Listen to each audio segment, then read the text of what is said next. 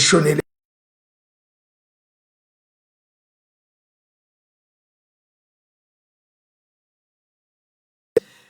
luhambo lokutsiba, luhambo lokuthi hlola, luhambo lesizotha, luhambo lokuthi funa.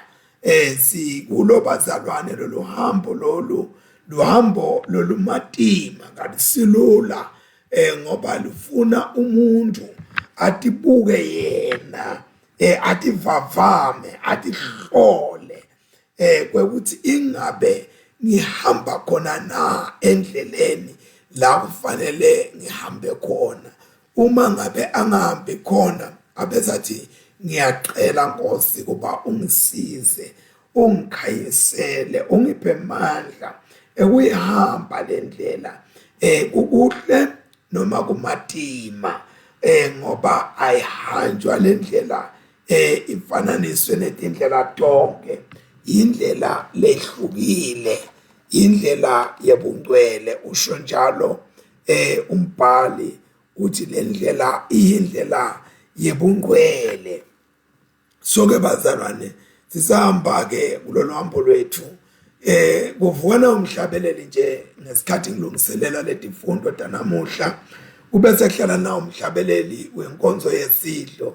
Angisigudi ke ehlabeleni bazalwane, but ngiyawathanda emaqulo aseshesh, ngiyayithanda indlela labahlabelela ngayo. Kodwa na ke bazalwane, nami ngibuye ngibese ngiyadibhimbela nje ke la kufanele khona, ngoba angeke ngibe ne-thousand choir ngaso sonke isikhathi, ngeke ngibe nebafundisi ngaso sonke isikhathi, noma nelibandla ngaso sonke isikhathi. So-ke lokhu lengikutholako ngeke ngithi angikusebenzise for the benefit of my spiritual life. Lokukhulu ke kumbe kudaba kulalela lamagama liqulo leli ku-229 liqulo leli ku-229. Kunjalo Baba, thina bantu bakho sibeka phambi kwakho indodana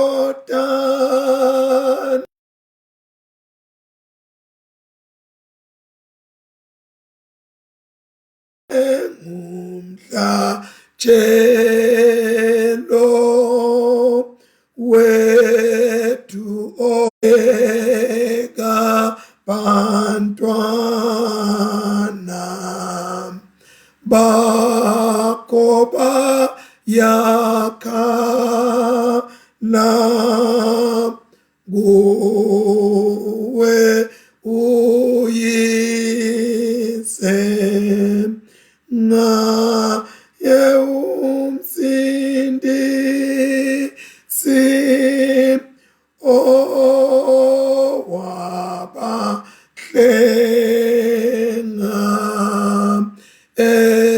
esonweni zabo negazi lakhe.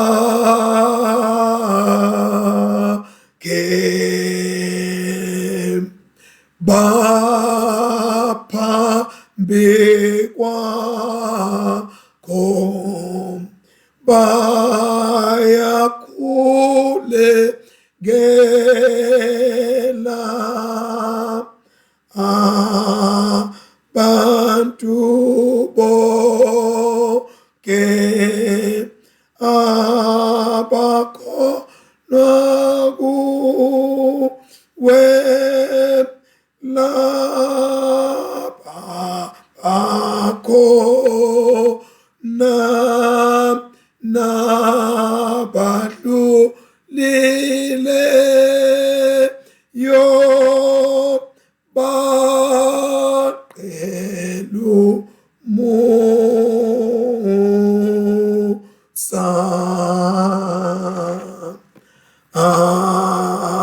Amen. Siyabonga bangcwele, asithanda sithandaze. Sithandaza egameni laNkulunkulu yise nendodzana namoya oyingcwele. Amen.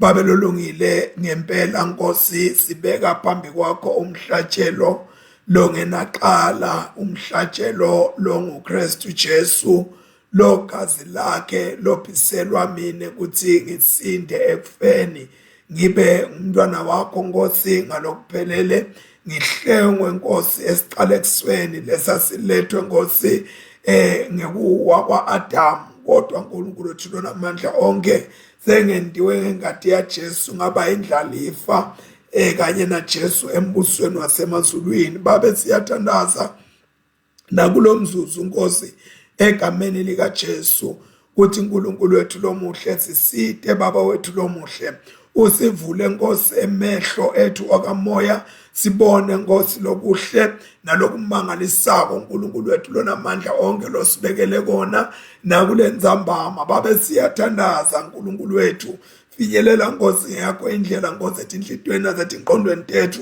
usende uNkulunkulu sibe ngemalungisa.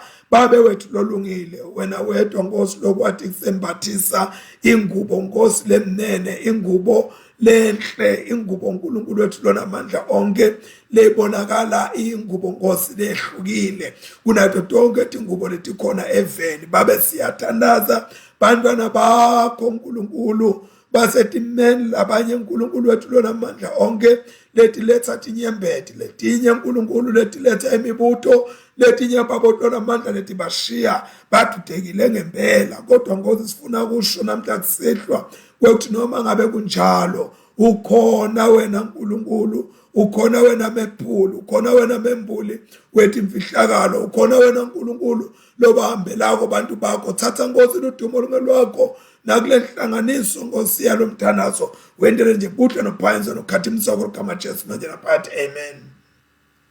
Asithi hlole sivume emaphutsa ethu.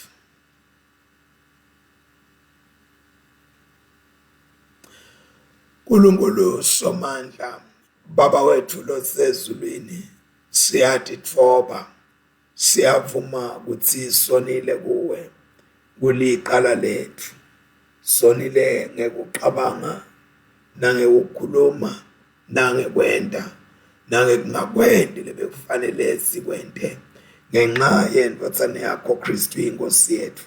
Siyithethelele konke lesikwenzile, usende sikhonde ngekhamba lokusha kudeli igama lakho lidunyiswe. uNkulunkulu somandla sawukele siseredwe tethu sigcine phine lokunini nanini ngaJesu Kristu inkosi yethu. Amen. Difundo namhlanje na sihlwa. As usual, we will start with the psalm, the appointed psalm for this evening prayer. It's Psalm 25. Psalm 25. We're starting with Psalm 25 in our evening prayer readings. Psalm 25. Psalm 25. That is the first part of our reading for this afternoon. Psalm 25. Psalm 25. Psalm 25. Yes. We are reading it from verse 1. Ngiuphakamisela kuwe simakathe umphefumulo wami. uNkulunkulu wami ngethembele kuwe. Ngisindise ehlazweni lekwehlulwa. Isatami lingatijabulisi ngami. Yebo, labo labathembele kuwe kude namunye lo uyawuhlazeka. Kepha bayawuhlazeka labo labakuhlubuka ngelide. Ngikhombise indlela takho simakathe, ungifundise imikhonto yakho. Ngihambise eqinisweni lakho, ungifundise ngobe wena uNkulunkulu wensindiso yami. Lithemba lami likuwe lonke lilanga. Simakathe khumbula umusa wakho neluthando lwakho ngobe kwakuvele kukhona phakade. Ungathi khumbula itono tami netiphambuko tebusha bami, kodwa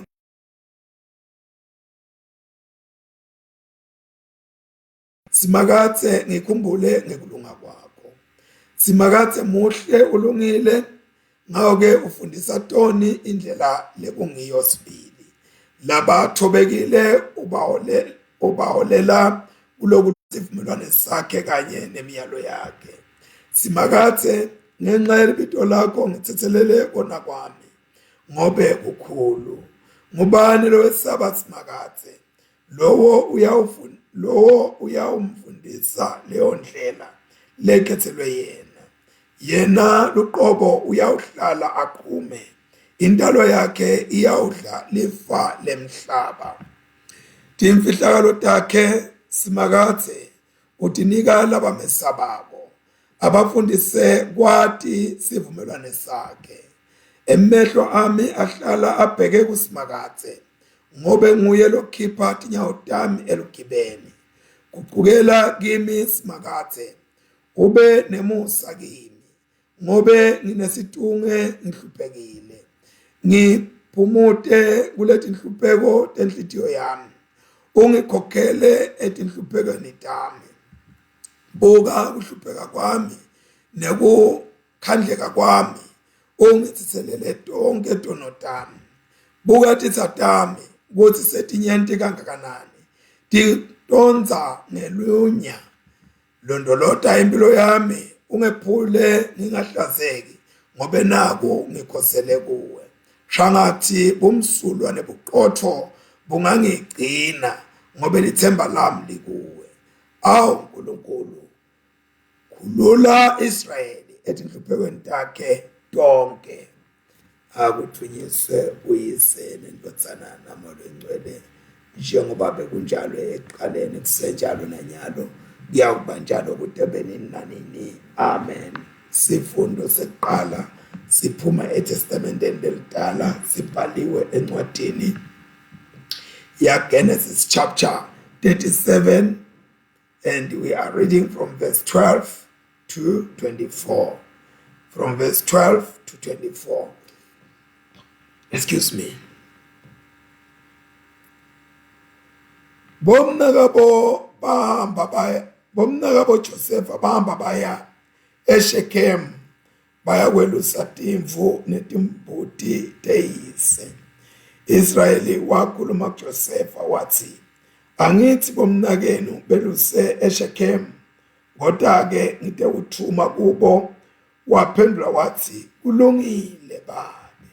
Uyise wathi, hamba-ke uye uhlola ukuthi bomnakenu base kahle yini, nekuthi timvu tisaphephile yini, bese uyabuya-ke utengitshela. Wamthuma esuka esigodini saseHebron. Joseph wahamba waze wefika eShekhem. Abezulazula kuleyo ndzawo ngesikhathi abona indvodza lethide, leyambuta yathi, ufunani lapha? Joseph wayiphendula wathi, ngifuna bomnakethu, ngicela mane ungilayele lapho belusele khona. Le ndvodza yathi, sebathuthile lapha, ngabeva bakhuluma bathi baya eDothani. Joseph wabalandzela wabakhanza khona eDothani. Kodwa bona bambona asesekhashane etakubo, wathi asengakefiki, bavumelana ukuthi bambulale. Bakhuluma bodwana bathi, nanso phela inkunzi yemaphupho ida, wotani simbulale, sidumbu sakhe sisilahle kuleminye yale mikotsi. Sitabeze sithi ublewe sidilwane tesikanga, sitase sibone ukuthi la maphupho akhe ataqinwa yini. Rubeni wathi nakuva lokuvumelana kwabo, wedama kumsindisa ngekuthi athi, cha, asisumbulala, asimolokushisele kulomkhosi lo lapha ehlane, singayichithi ingadi yakhe. Phela Rubeni abeconze kumkhipha kulomkhosi bese umbuyisela kuyise. Joseph wathi nakefika kubomnakabo, bamkhumula lengubo yakhe leyayihlotshisiwe inemikhono lemitse. Bambamba bamolokushisela emanti. Siphela lapha sifundo seqala, sifundo sesibili siphume dawuqala kufunda kuverse 13 kuya ku22. Verse 13 kuya ku22. John's Gospel.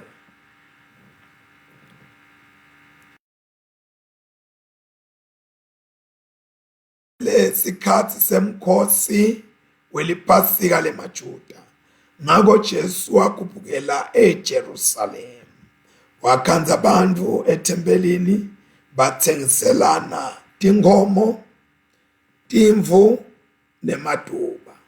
Labanye bebantshintsha timali bahlethi ematafuleni. Wesuka weluka iswebhu ngetinzambo, wabaqosha bonke ethempelini kanye netimvu netinkomo, waqitsa timali tebantshintshi, wagenula ematafula. Wathi kulabo lababethengisa ngemaduba, susani lokhu lapha, ningayenti lendlu yababe ibe yindlu yekuthengiselana. Bafundzi bakhe base bayakhumbula ukuthi umbhalo uthi, yebo, uNkulunkulu ushisekela indlu yakho kuvutha njengemlilo ngekhathi kwami. Ngakho-ke emaJuda ambuza athi, usikhombisa sibonakaliso sinike nawe nje? Jesu waphendula wathi, bhidlitani leli thempeli, mina ngitalivusa ngilakhe ngemalanga lamathathu. Ngakho bambuza bathi, uthi utawulakha ngemalanga lamathathu? Uthi uyathi nje ukuthi lathatha iminyaka lengama-46 lakhiwa leli thempeli. Kodwa leli thempeli labekhuluma ngalo Jesu bekulithempeli lelingumtimba wakhe. Wathi nase avukile ekufeni, bafundzi bakhe base bayakhumbula ukuthi wathini, bakholwa umbhalo nangemavi akhe labewakhulumile. Siphela lapha sifundo sesibili. Sitawubuka incwadi yaGenesis, kodwa ke asesike sikhuleke kafushane. Nkosi uNkulunkulu, mnikati wemandla nenhlakanipho nelwati, sita kuwe siyabonga, ngoba Nkosi ungumembuli ngempela wetimfihlakalo. Ushito njalo Daniela na inkosi yaseBhabhilona ikhokha umthetho lonesihluku wekuthi bonke bantu ababulawe, including boDaniela, ebaprofeti Danusi, bosonkanyeti, babhuli. Wathi Daniela, inkosi iwukhokheleni lo mthetho lonesihluku ngalendlela. Yase inkosi yaseBhabhiloni iyacelwa ukuthi ase usinike malanga nje lamabili noma lamathathu. Emva kwalokho ke songakwenda longakwenda. Bathatha sizilo boDaniela, Abednego, Meshach and Shadrach. Ebusuku Daniela yembulwa kuye lemfihlakalo. Wakhuluma emagama ukuthi wena Nkulunkulu ungumembuli wetinto letifihlakele naletijulile, ngobe kuwe kude kumnyama. Siyathandaza babe kulesikhathi, qhubeka Nkosi usembulele, ngoba makwembule wena Nkulunkulu siba nentokozo, siba nenjabulo yekwati kwekuthi kwatana nawe Nkosi kusendela tinto letinkulu kangakanani. Babe wethu lolungile, sendele lokho Nkosi ngenxa yegama lakho manje nanini. Amen. Bandwele, I just want us to take this time and do a reflection. I can't say a brief reflection, but to do a reflection from the scriptures that we have read this afternoon. I'm moved. Ikhona into lengishukumisako noma ke singanofika kuko konke kodwa sitawubona bomnakabo Josefa bamthengisa sisaqhubeka nalesahluko bamthengisa kuthi abe siqila kodwa kwanamuhla sitawufocusa kulokuthathu kumbe lokuthideni lesitakubona lokulithishela kuloko sibona Jakobe uyise wakhe Josefa uyamthuma ukuthi akahambe ayothola ukuthi bomnakabo ngabe basagcineke kahle yini netimvu ngabe tisagcineke kahle yini uyamthuma ku verse 12 kuya 17 uthunywa ngubaba wakhe ke Josefa nakathunywa le bomnakabo ngaleso sikhathi leso siyeva ukuthi bebalusele eShekhem la bebaluselwe khona uyathunywa ke Josefa kulabo mnakabo lo msebenzi wekwelusa wawungesiwo umsebenzi lolula wawungesi umsebenzi lo comfortable ngumsebenzi lo wawukade umatima kakhulu ubende balale le emahlathini la belusele khona ubende bangahlali indzawo yinye bamuve basuke lapha elapha basuke lapha bayelapha yana kuye ngokuthi kumbe kudla kwaleyo mfuyo bakubona kungakuphi la kukhona khona kuze ukuthi timvu tababe Jakobe uyise wabo titawuhlala njalo tina leti ngakufaka ethunjini Josefa on the other hand yena bekahleli ekhaya alele alala embhedeni wakhe ulakhaya ulala embhedeni wakhe ngaphandle kokubana uyise eJakobe udecide ukumthuma senglakhona ke atophuma khona ayokwenda lokho uyise lamthume ukuthi akayokwenda njenganyalo uthunywa ukuthi akahambe ayohlola bomnakabo nemfuyo ukuthi kuse kahle yini kwakungesiyo ke into le strange lokuthunywa ukuthi hamba uyongentela kuthi lapha bomnakabo lesingakusho ukuthi le ndawo yaseShekhem lebe balusele kuyo kwangasiyo indzawo lenhle ngoba yindzawo lenemlando longasimnanzi kweqala indzawo leyaba influencer ekabi laba bemndeni waJakobe ngoba bafike bafunda nekukonta tithixo kulandzela tintfo uNkulunkulu leti sinengiso kuye letiphambana naNkulunkulu naleti baphambatisana naNkulunkulu so ke bafike bakufundza lapho eShekhem siyakhumbula nakathi abohloke tithixo labanye kwasekunemaqiqi kunaloka nalo angathi bebawuluselelana eShekhem kahle kahle noma bese bawufuna into letinjalo I just don't know but lengifuna ukuveta lokunye ngeShekhem yindzawo lena la khona kwareshwa khona dzadzewabo khona Dana kwasuka impi lematima bafana baJakobe baqoba bavumula kulelo khaya lelo belenteloko so iShekhem has got no a good history empilweni yalaba bemndeni waJakobe inetinto nje letishiya imibuto lapha nalapha yana uyacela ke baba wakhe lo Josefa ukuthi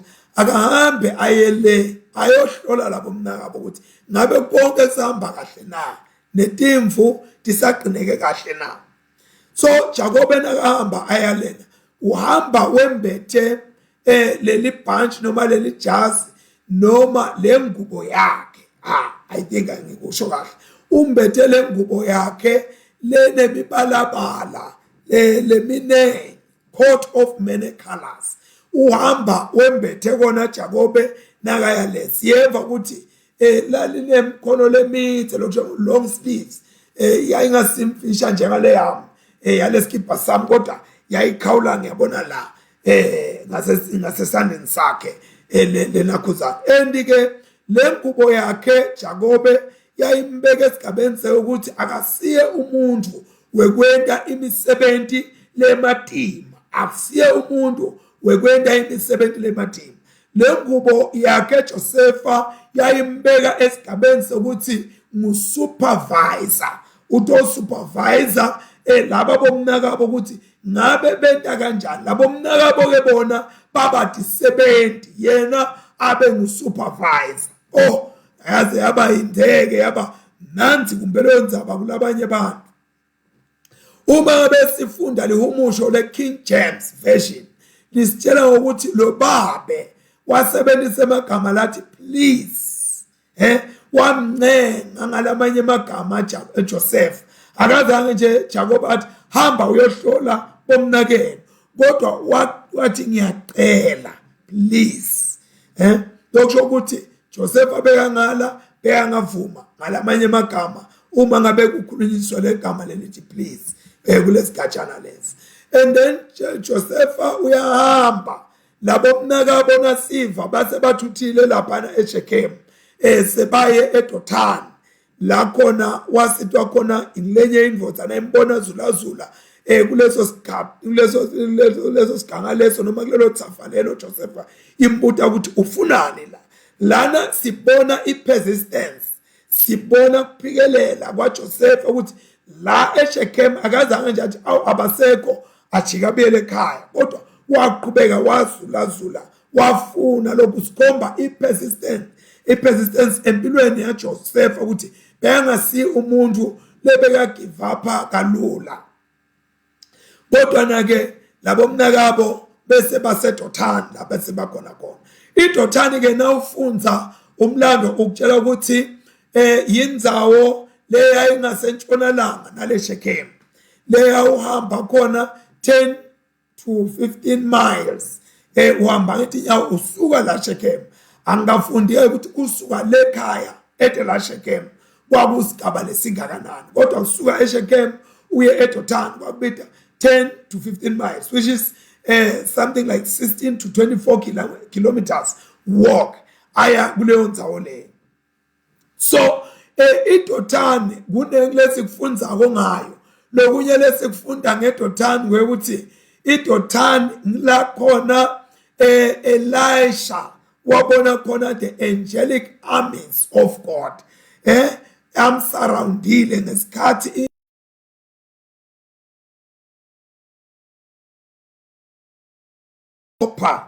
uma sifunda ku2 Kings chapter 6 verse 13 to 17 bafuna iDothan uma ngabe sibuka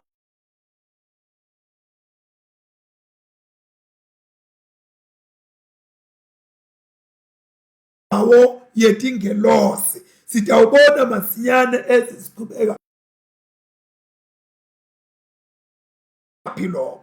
Now lapha sibona luzungu iconspiracy yokuthi akabulawe lo Josepha yakhiwa bomnakabo lababuya lukhalo lunye na Josepha kuyise. Nabambona asesekude Josepha uyabona kwaba create nje isithombe la ukuthi baba nekwesaba kwaba nephikisana kwaba nani. Uyabona mangabe utokwenda into lembi noma ngabe yini awubi nje free, awuyendi nje lento uve ujabule uthi uyabona ke into yami namhlanje ngiyenta ngiyente kahle ngiyente ngelizinga lenjani. Cha, kuba khona lokwesaba ukuthi ingabe kodwa ngisale sengwena. So ke nalabo mnakabo angakafiki kwaba khona lo sazela lengekhathi lokufuna ukuthi balwe naye bamehlulekise bangakakwendi lokhu bebafuna kutokwena. Joseph akelana lebekakutele beketele kutohlola. Uyabona esikolweni kunebahloli bo-inspector. So Joseph, he came as an inspector here. So inspector ngumuntu lomqokwa.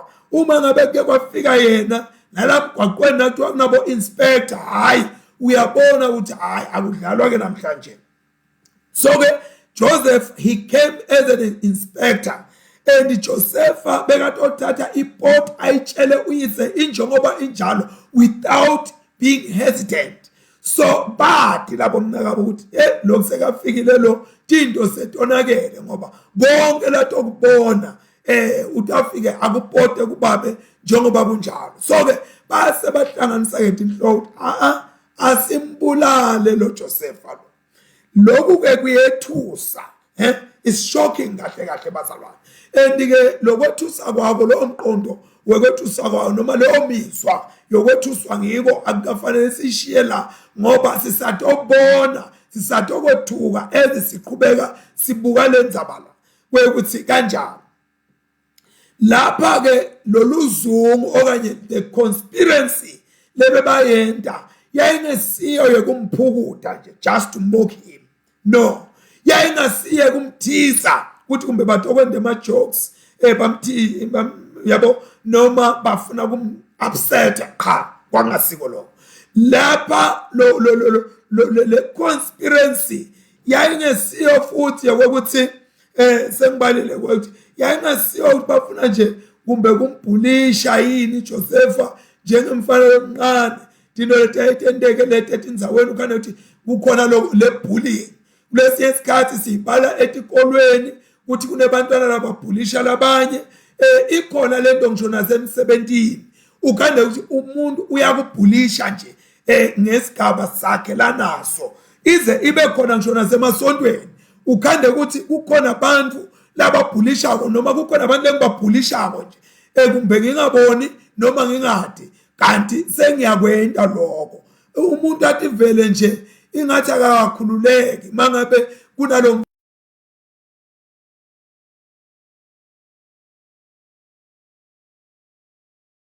tawubhulisheka. So ke ibullying yenteka nakuJoseph kodwa nake la it was more than bullying. The conspiracy bona ko bazalwane sibona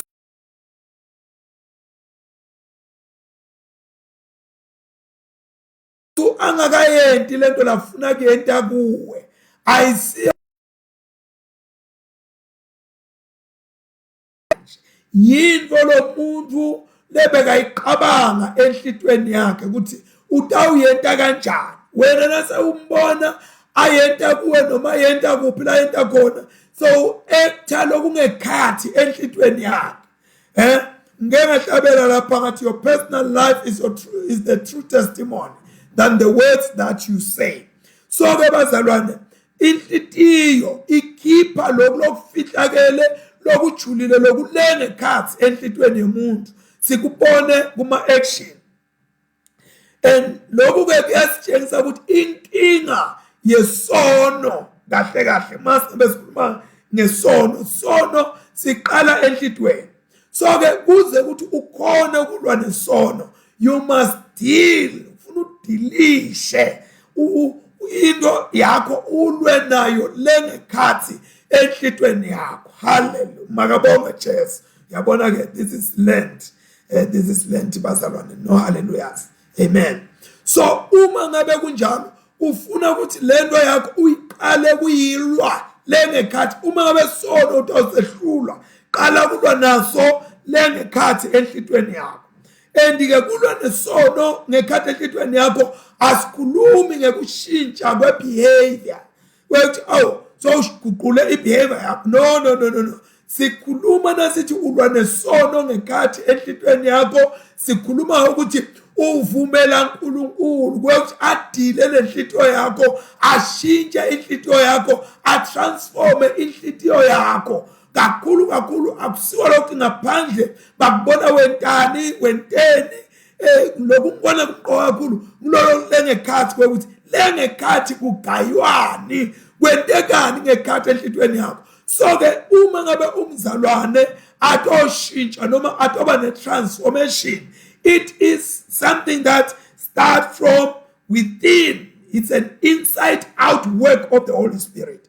Uqala lo msebenzi lengekhathi ubese uqithekela ngaphandle umuntu nombona indlela laqoke ngayo ubona inhlitiyo yakhe ngekhathi esikhathini lesinyenti uma ngabe ubona indlela umuntu lakhuluma ngayo ubona inhlitiyo yakhe ngekhathi uma ngabe ubona umuntu indlela labuka ngayo ubona inhlitiyo yakhe ngekhathi. So inhlitiyo yomuntu iyadisplayeka ngaphandle, iyabonakala ngaphandle ngema-action. So-ke uma ngabe umuntu apha abantu kunqane ukuthi angapha umuntu ukuthi uyamupha nje. It's either umupha ngoba ufuna kumuwunga lo muntu amende ngathini, amende sort of sigcilanyana sakhe, noma ukhona lafuna ukuthenga kulo muntu. Kanti futhi umuntu angadenda leto tintfo hayi ngalawo intentions langu, kodwa intention kube sekuthenini uyathi ngiyafuna kubona, in other words, excuse me, ngiyafuna kubona bantu baphila kangcono. Konke lokho soloko kuqubuka lengekhathi enhlitweni yomuntu. Lapha ke sasibona liplan noma luhlelo lekubulala Josepha lebambita ngenkunzi yemaphupho. Sibona luhlelo ukuthi batombulala kanjani. Bathi bukani nanso phela inkunzi yemaphupho ida. Labo mnakabo Josepha bamphukuta bambita ngenkunzi yemaphupho. Uyabona bambita ulekhashane akeva nekuva umuntu nangaba nenhlitiyo lembi ngawo akanenzaba noma umvile noma ukamuva. Ubobona lapha emgwaqweni nabomba ngemoto uthi uyamshiya umuntu ubona sakatandla nje sakatandla ubese uyamangala ukuthi sekwende njani. Nawe wema wabuya jaw bese kwende njani. Hawu sengibuka nje ethi le ngikhuluma ngedwa kani kude ekhuluma yedwa nalo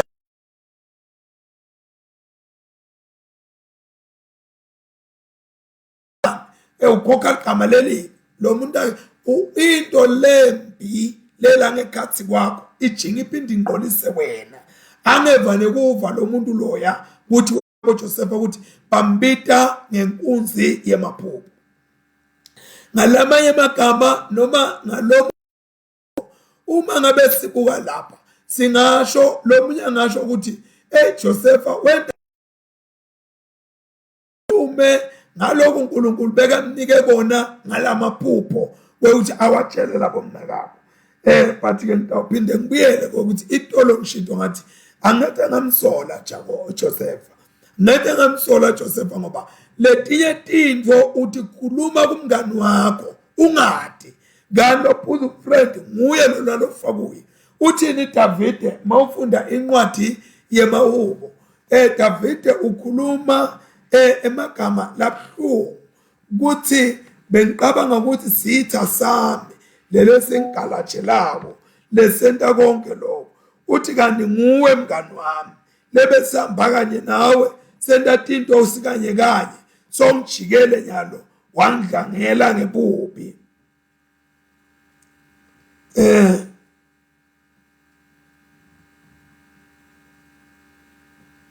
Yes, ngiyabona Mahubo 51 if I'm not mistaken. No. Mahubo 50. Mahubo 50.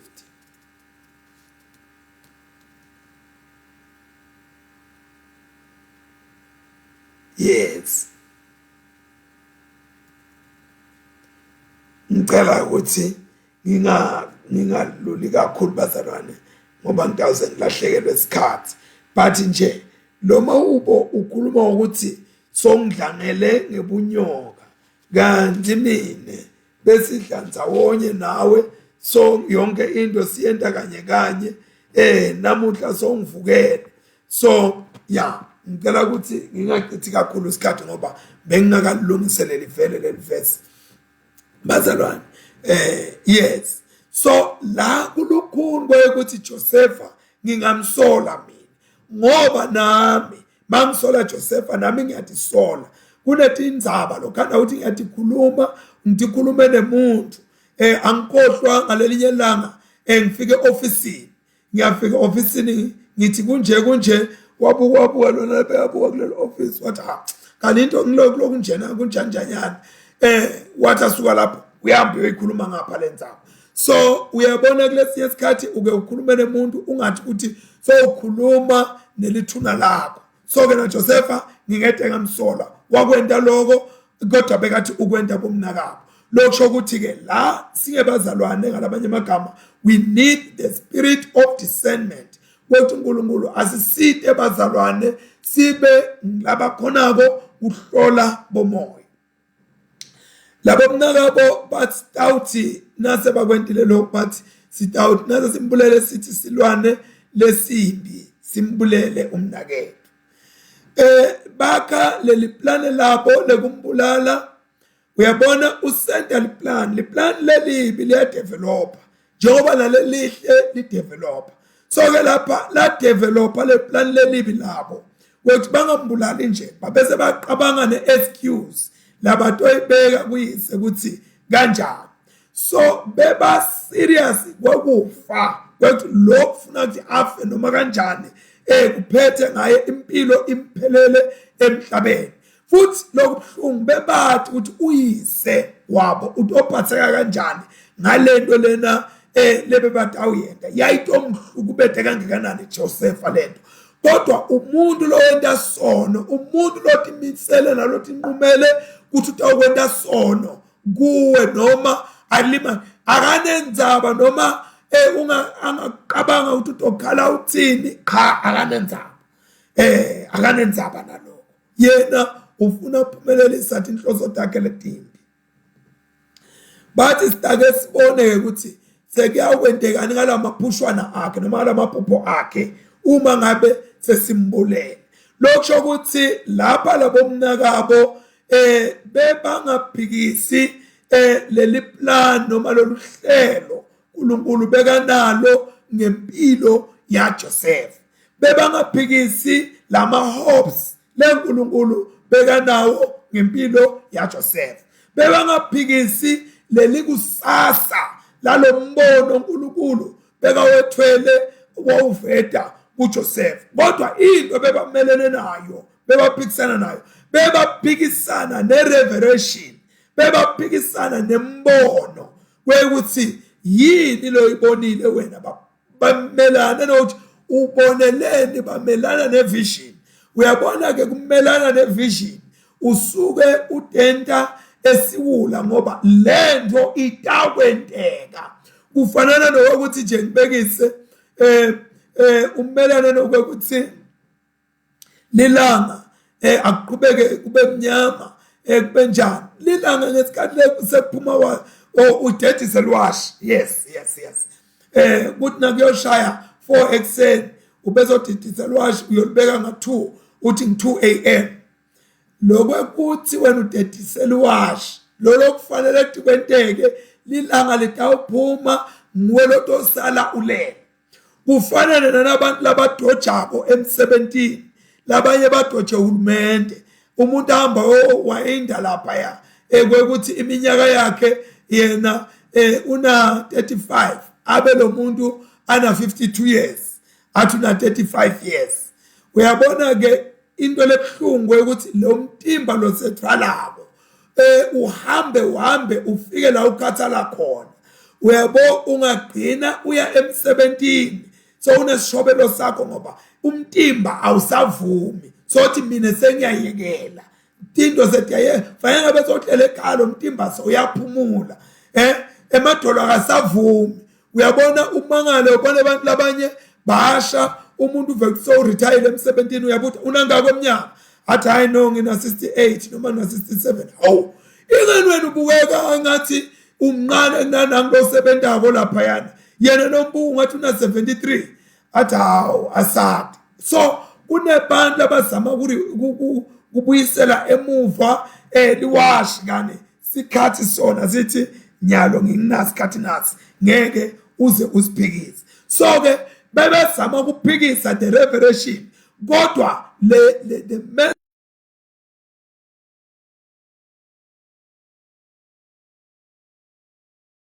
ukuthi bangayiphikisa kanjani.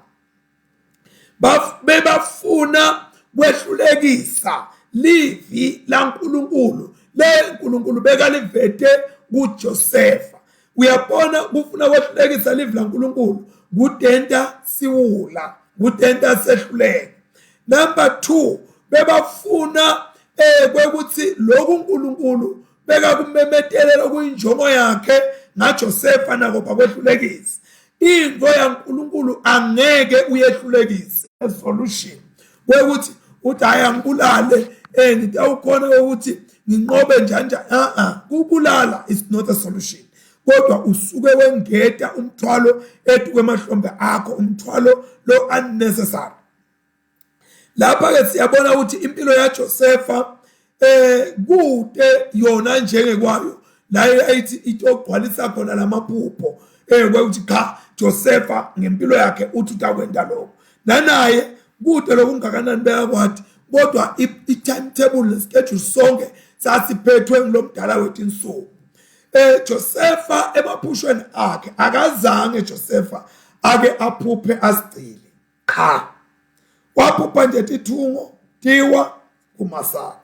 Akazange Josefa ake aphuphe accuswa ngendaba ye-rape kwekuthi udlwengulile cha. Akazange Josefa ake aphuphe ukuthi utoke akhohlwe eprison asale isikhathi esingakanani cha. Josefa akazange ake aphuphe ukuthi yena utoba second in power e-Egypt cha. Akazange Josefa akazange ake aphuphe ukuthi ngalelinye langa utoke asindise tive temhlaba setihlaselwe indlala. Akazange. Lesibonako la sibona ukuthi liphupho laNkulunkulu ngaJosefa lalingcono futhi lilikhulu kakhulu kuneliphupho laJosefa ngaye. So kuneliphupho laNkulunkulu kuneliphupho lakho ngawe. So kufuna ukuthi esikhathini lesinyenti utifuna utikhonekite neliphupho laNkulunkulu ngawe, hayi ngeliphupho lakho ngaNkulunkulu noma ngephupho lakho ngithi indoda kaNkulunkulu, kodwa ngephupho laNkulunkulu ngawe ngoba udalwe uNkulunkulu ulapha emhlabeni utokwenda noma kufezekisa injongo kaNkulunkulu. So ke bazalwane kuyavela ke sengishito njalo ngalokho sebaleni ukuthi kuyingodi kwekuthi umuntu afocuse emaphushweni akhe ukuthi uphupheni bese uzocabanga ngakho ke sewuhlushwa ngiko ke njanjanyana ke so ufuna uthi ngabe lephupho lami so ufuna indlela ukuthi ngoba uliphuphile lephupho lokumqoka ukuthi ligcwaliseke so ufuna indlela tekugcwalisa lephupho lakho ukuthi lenteke. No, lokho kufanana nesithixo. Bantu abaqoshana nemaphupho abo ukuthi ngaphupha mina ngaphupha ukuthi lokho ngifuna ukubona kwenteka. Leli phupho alizange lentiwa nguwe, akusiwena lofuna ukuphupha leli phupho ubese ukuyaphupheka. Kuba uNkulunkulu lo letha liphupho kuwe ngesikhathi lesifanele. So ke bazalwane ngifuna ukuthi ngikusho ngigcizelele ukuthi liphupho ngumbono lovela kuNkulunkulu ngempilo yakho. So ke wena concentrate kulo lo lethe lephupho kulona lo isource yeliphupho. Uyabona kulesi isikhathi noma umuntu ungamthanza kangakanani uthi ingathi ngaphupha sihleli naye nje ebusuku bonke namuhla akwenteki lokho ngoba liphupho libuya kuNkulunkulu. Liphupho line source yalo la likhamba khona. So ke akufuneke ngoba sike saphupha sibele iphupho sesilenta kuba into ukuthi singabe siyaqhwalisa kanjani lokho kuquka kube i-idol. So ke lokunye asingathi nasikhonda Jesu sicabange ukuthi Jesu nguye lo oqhwalisa emaphupho ethu noma lo accomplish our dreams. No, asingakwendi lokho. Asingamenti Jesu i-actor yemaphupho ethu ukuthi awu njalo kusemphuphe kanje. Lalela, Jesu uyindlela neliqiniso nekuphila. Akasindlela yemaphupho, uyindlela yeqiniso neyokuphila. So hayi yemaphupho. Liphupho mabe likhona it's well and okay.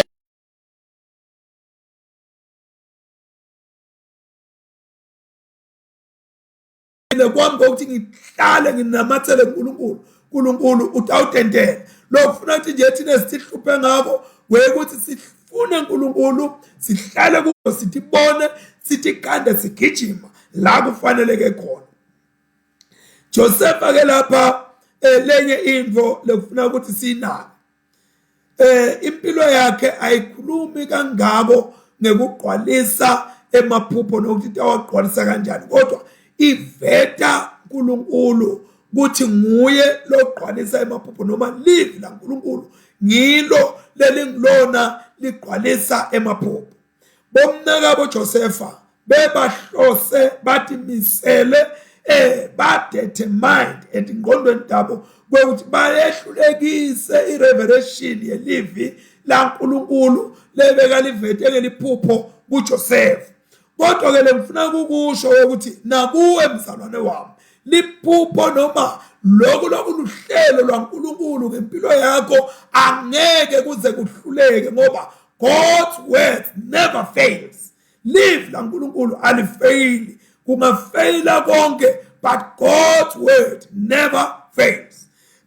leNkulunkulu beka kushito ngaJosepha kwaba liqiniso futhi kwendeka leNkulunkulu beka kushito ngaJesu nako kwaba liqiniso futhi nako kwendeka lapha ke sesibona nanguRuben sisenzaweni yaseJothani nikhumbule bangcwele sibona Ruben ufuna ukuphula Josepha uba leluhlelo loluphambana noma lolu run parallel nale luhlelo lwabomnakabo ukuthi ufuna kumkhulula kuze ukuthi atobuyela kuyise now siyasicabange ngalabomnakabo Josepha uyabona nesicabanga ngalabomnakabo simshiye ngaphandle Benjamin elithunjana singaliqabanga angathi leni mase sikhuluma lendaba lalana nje ngikhuluma ukuthi Josepha ekhaya kanti ukhona phela umnakabo lomncane lebeka sekhaya naye so lesibona kola wekuthi kuna Ruben ngumnakabo lo Josepha naye lomdala endi kwaqabanga Ruben ukuthi ingabe lobubi lobufuna kwentiwa la kulomnakethu Josepha ngingamphephisa kanjani so ke kulabala balishumi lebebaletha fene wafuna Ruben ukuthi ehluke kulabo mnakabo labalishumi ukuthi angamphephisa kanjani lo Josepha ukuthi angabulawa naba bomnakabo and then into lebe kanayo Ruben wabe soya ngoba bethiwa abambulale hayi bomnakethu asimjike qala lemgodzini thina singanoqitha ingadi yakhe asimjike nje lemgodzini kumbe bebantu bese babuye bamshange manje yini noma bamentani angadi kwekuthi inhloso kwakuyawuba yini so bamuva bavumelana naye kulesi isikhathi uma ngabe kukhona into lesiyawuyenda iphumelele kuyasibida athi sisebenzise ukuhlakanipha siphinde siethe masinyane kulokuhlakanipha lesikusebenzisako kwekuthi sitowina athi inhlitiyo yalabantu siphephise lo siwine laba sicreate ibridge kwekuthi abawele labangalaba bafike ngalana labangalaba bafike ngala kube bethe ukuthi labangalaba bangala kodwa yaba khona ingodi ngoba Ruben wakukhuluma lokwathi uyanyamalala sekanyamalele nakathi uyabuya wamkhanda ukuthi akasekho lo mnakabo lapha wakhala nabo mnakabo bangamtshela ukuthi bendeni noma kwendekeni so bazalwane kumqwa ukuthi sisenda lo inhlelo lesinato asiphinde sisukumele etulu sibe proactive sibe prophetic ngalamanye amagama ekuhlangabethe nomsebenzi lekufuna siwene now siyafunza lapha ukuthi Ruben wenda into lembi laphana kuGenesis chapter 35 wenda into lembi walala lesincinzamathe seyise lebethiwa nguBhila walala naye into leyo lembi leyangqolisa umbhede weyise into lembi kakhulu lekayenda ukuthi Ruben ahamba awolala nemkayise angqolise umbhede weyise and bazalwane noma ngabe kunjalo beka kwentile lokho ku chapter 35 kodwa ku chapter 37 sesimbona wenta lokuhle ngifuna ukuthini ke bazalwane ngifuna kusho bangibelekwe ukuthi kuyenteka kulesi isikhathi senethe into letimbi sibese siyothi valela kulelo jele ukuthi mina ngenta kuthi kodwa namuhla ngifuna kusho ukuthi noma ngabe umentile chapter 35 waba mubi waqabanisa nebesendo lwakhe waqabanisa nalaba kuthandayo ukhona bazalwane chapter 37 la khona ungayiguqula lento uyente ngalenye indlela. Now Josepha kahle bekafuna kumphula umnakabo kulaba bantu labo kodwa nake liplan lakhe noma uhlelo lwakhe Ruben alizange libe lisaphumelela wetama lokuthi aba outsmart uyabo ayidlalele ingqondo yabo kodwa akazange alivimbe plan lakhe lokuthi they wanted to do away with him.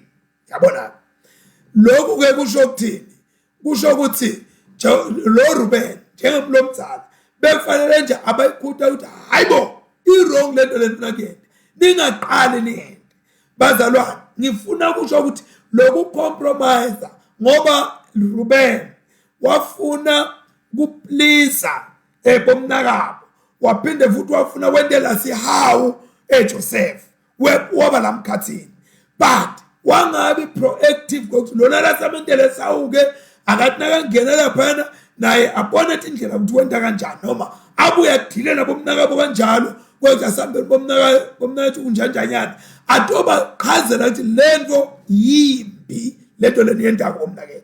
Uyabona sikhulume nge-seal of confession. I-seal of confession ikhuluma ukuthi lo muntu into letseka ikhulume nawe musa kuba ngiredo speaking wena ngayo uhambe uyikhuluma phambili but msite lo muntu to a point la khona ato realize khona bubi bakhe ukuthi hey uyathi lapha ngonile sengiyafuna ukuthi noma ngabe ngithola siphi isijeziso ngijeziswe ngenxa yesono sami ukuthi ingabe ngingashona phinyalo ngingaya kubantu ongangisida angikhiphe kunalutakunalo.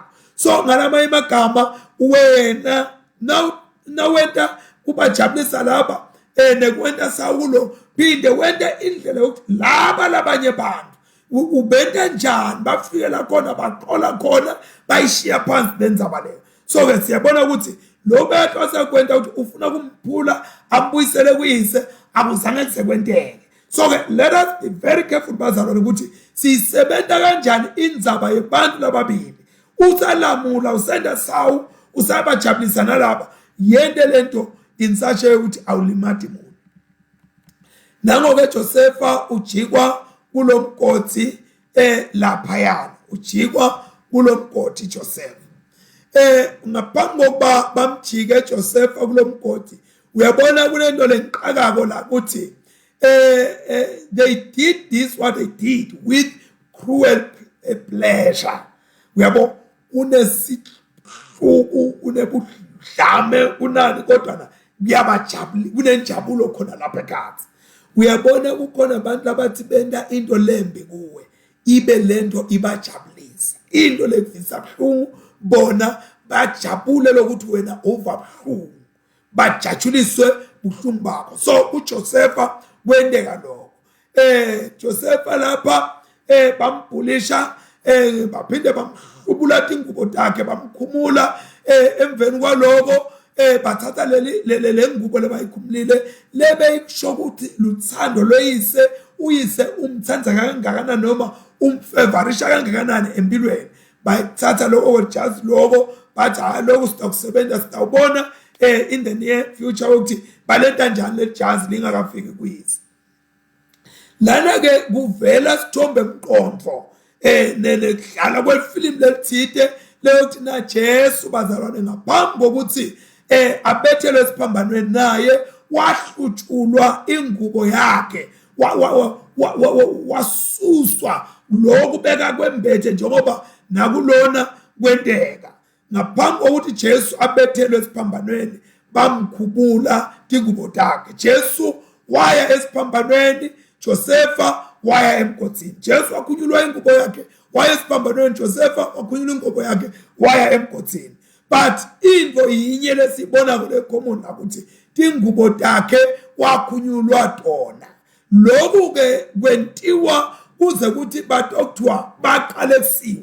Jesu mawobethelwa lona eshona le emgodini ngale ndlela shonisa emgodini ngumuntu kaJuda lebeka qalekisiwe ukuthi niyaweda sho ukuthi uphushaleke emgodini athi angaphushaleke emgodini ningamthinti ngesandla nimgqobe ngematshe aze afele lapha ngoba uqalekisiwe.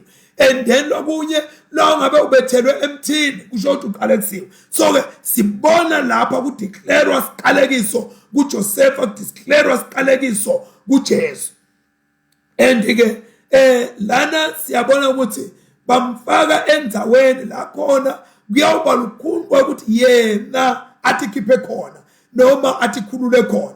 So Jesu kwaba lukhulu ukuthi atikhulule lapha emnqamlezweni ngesikhathi abethelwe. Josefa kwaba lukhulu ukuthi atikhiphe yena emgodini lebekajikekiwo. Kuthiwa lo mgodi wawungenamandi, thothi wawumgodi bekade okufa abulawe indlala. Kodwa ke sikabona ezisaqhubeka kwekuthi kuthiwani ngaloko bazalwane.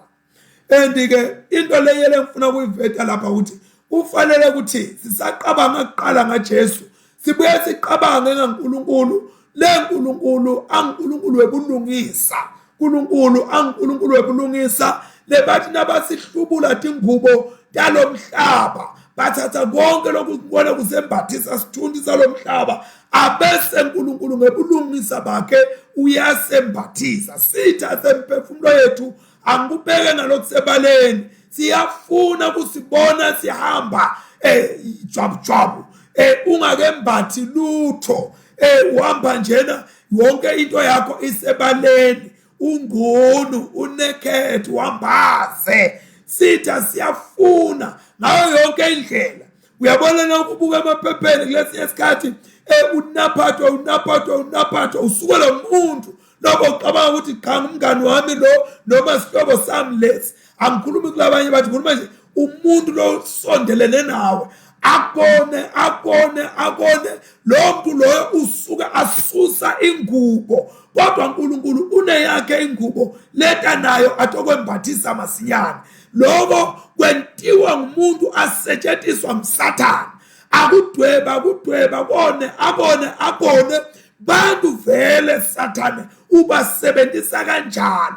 Labanye basiqalekise uyabona umuntu aqalekise ukuthi umfundisi wani, umfundisi Mphumphulu, umfundisi Tsotsi kunjani konke lokho ubithwa ngalawo magama lawo. Uma bathu uyadibuka kodwa ngosiyami lo muntu basantini yakhanselana. So yabona naye ukuthi ungathi akahambi kahle la. So kwethuka ngemagama. Lesi isikhathi bantu bayafuna ukubona uhelpless.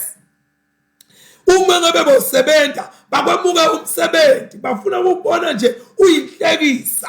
Uma ngabe benihlala ndzawonye nalowo mngani wakho lobohlala naye avela buthe yonke impahla endlini emabhodwe yini kubonakala ukuthi ufanele usale uyinhlekisa. Sathane usebenza kanjalo, asebenzisa abantu lesibathandzako, asebenzisa abantu lesicabanga ukuthi ihlobo tethu, asebenzisa abantu lesicabanga ukuthi sihambisana nabo. So ke ibuhlungu leyo nto leyo. Siyabonga yandiswa Khatebe Mthimkhulu Phungane. Kubuhlungu kubona sitha sisebenzisa abantu lesi isikhathi bantu bemndeni, lesi isikhathi ma colleagues ethu, lesi isikhathi ma spouses ethu, lesi isikhathi bantu babethu. Umuntu afuna nje kukwenta inhlekisa emhlabeni. Usuke lowo muntu asetshenziswa nguSathane. Uyathanda akathandi under the influence of the devil of Satan. Akasuye Sathane, but that person is demon possessed. He or she is possessed with the demon of making you go naked, of cursing you, of making you helpless. The demon lingena kumuntu atobeseke soyahlekisa ke ukuthi niyambona nje uphelele umsebenzi, niyambona nje unjani. Kodwa uNkulunkulu uyasembathisa. Asikho la sikhona ngoba esikahle ngekwasemhlabeni nangokwesifiso saSathane nema agent akhe lawasebenzisako abesolo abutana athi lolu usaqhubeka njani uwenta njani umsebenzi usaqashelweni lona ngabe kudzala kathini kathi indoda yakhe ngoba basetshenziswa ngusathana ha makabonge Jesu so ke makabonge uNkulunkulu le yena uNkulunkulu noma sitha sihlose kangako kodwa uNkulunkulu akakwethi lokho sibonile ukuthi kuJesu akazange Jesu abe naked uNkulunkulu wamfihla ngoba wamvusana emandla wamehlulekisa sathane Josepha siyambona sekaphakeme eGibhithe second in command nawe mzalwane wami kunalabanye lobabonile simo sike sabadipha phansi ethubini namhla bakuphi labakhona khona ngeke ngabona lomunye lebeka sebenza nje endlini namuhla uphendula incingo unjani uyambona uNkulunkulu umphakamisa wambeka enzaweni yakhe uyaba uNkulunkulu uyaphakamisana ngifuna ukukutshela ukuthi utophakamisa uNkulunkulu lokho emsetshethanyana labaqosha kuko bakubarisele kwenjani bakwakheletha inkulumo bathini uNkulunkulu ukhona utaphakamisa utakwenyula uNkulunkulu akubeke enzaweni lebandi endaweni lephakeme lana ke siyababona lo mnabo ukuthi bahlala phansi base bayahla sibona bantu laba heartless labangananhlitiyo bantu lababi inhlitiyo le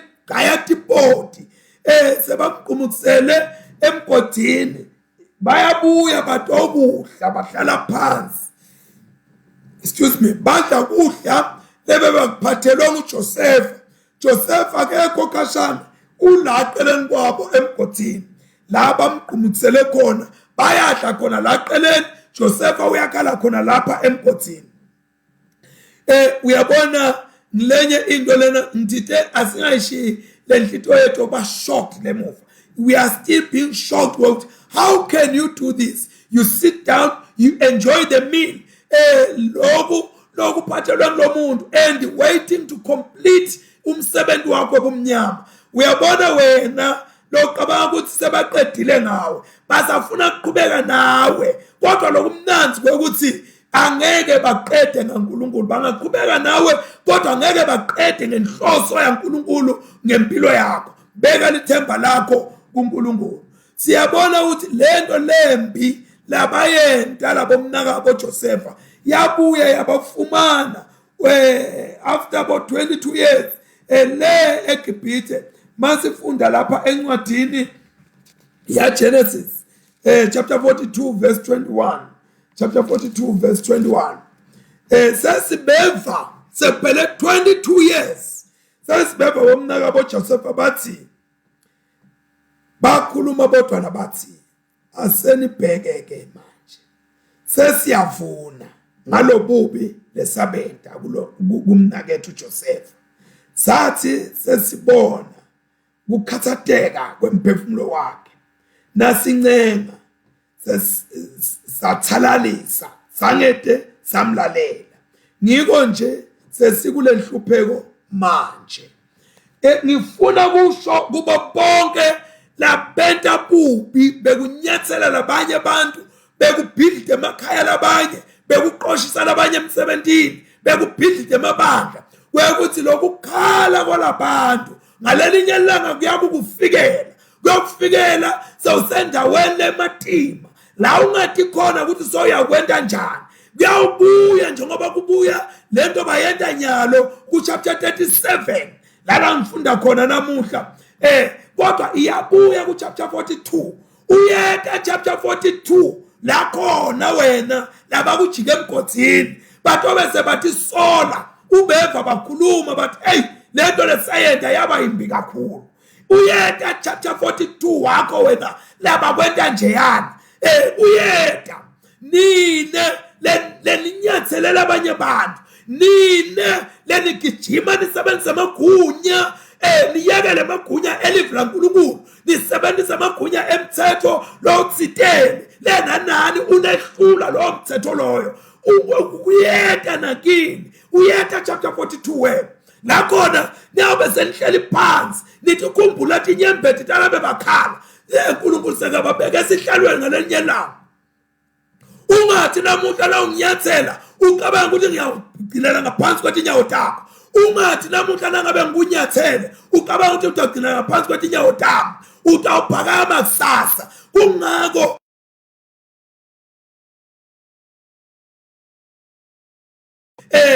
inhlonipho kuthiwe lo mncane ahloniphe lo mdala, lo mdala ahloniphe lo mncane, Maswati asihloniphane.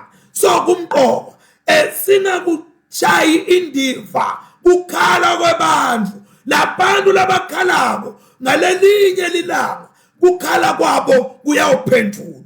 Bathi kuyawuphendula lokukhala kwabo sekukabuhlungu. Athi ama-physics nawo wafunda abantu be-physics bathi lokukhala kwaJosepha kulomgodi kwakuhamba 25 yards. Lokho ukuthi kwakuhamba indzawo umgamu, bebahleli la eceleni kwalomgodi bangakuva lokukhala kwemnakabo, kwakugcina kuma-eardrums kungehleli enhlitweni.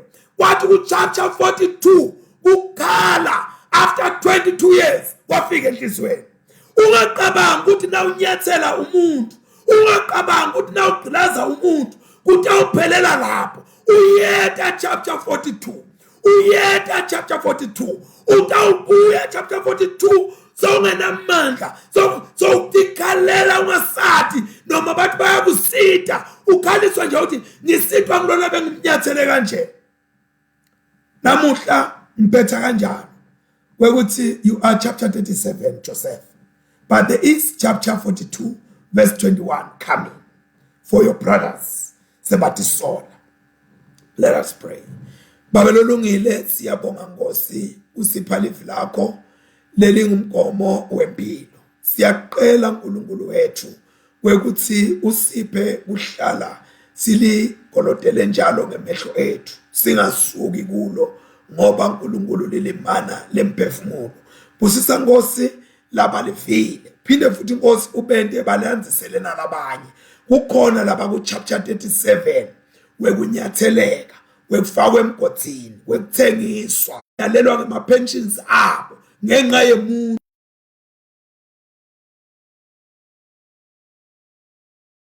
Likusasa labo bantu kuphela ipension yabo